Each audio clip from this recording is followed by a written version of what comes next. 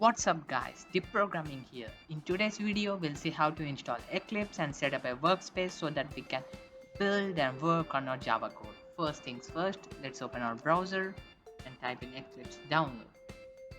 We have to visit the Eclipse Foundation website and click on download packages. There are a wide range of packages available. Uh, The Eclipse IDE for Java developers is like a compact IDE only used for pure Java coding. However, the Eclipse IDE for enterprise Java and web developers offers richer integration with third-party frameworks and other programming languages. So let's go with this one and choose the platform of your device. Just click on download button and it will start downloading automatically. Alright, with that downloaded, let's go to our file explorer and try to extract options, 7-zip, and it's gonna take some time now.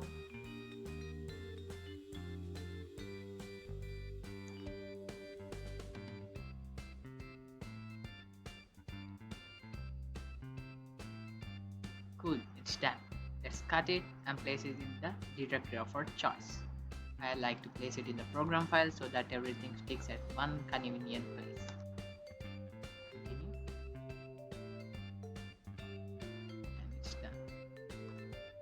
Go to the Eclipse folder, click on open.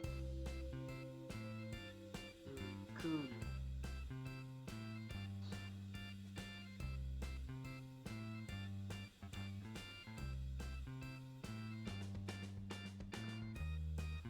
Okay, now here we have to select the path of our workspace. Now normally it is better to create the path in the user folder. So go to C, users, the user account name, create a new folder, name it as workspace. Now we'll browse it here and select it. Use this as default and do not ask again. Launch it.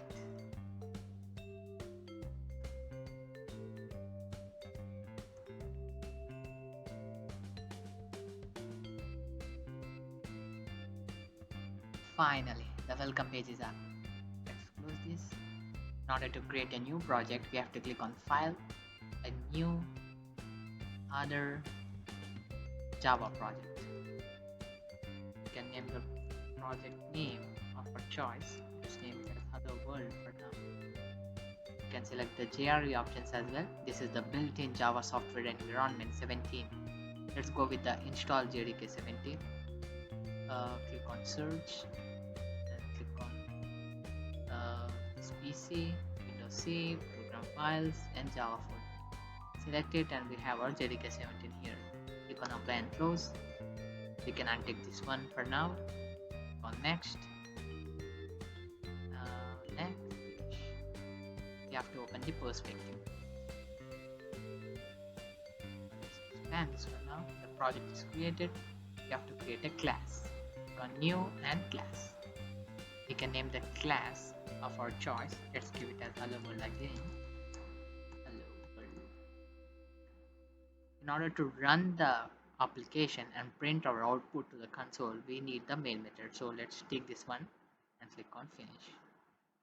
And now with the class created, I'll give you a breakdown of what all these lines mean. Starting with Hello World. In Java, every application begins with a class definition. In the program, Hello World is the name of the class, and the class definition is this main method. For now, just remember that every Java application has a class definition, and the name of the class should match the file name in Java. Coming to main method, every application in Java must contain the main method. The Java compiler starts executing the code from the main method. How does it work, bro? You might ask. Good question, my friends. However, we will not discuss this in this video. After all, it's a basic program to introduce Java programming, right?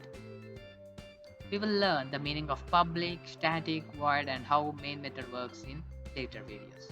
For now, just remember that the main function is the entry point of our Java application, and it's mandatory in a Java program. This is the signature of the main method. In order to print hello world, we need a print statement.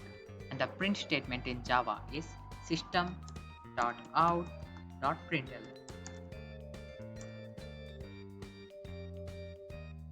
Anything that you write, these double quotes will be printed onto the console. Let's write hello world.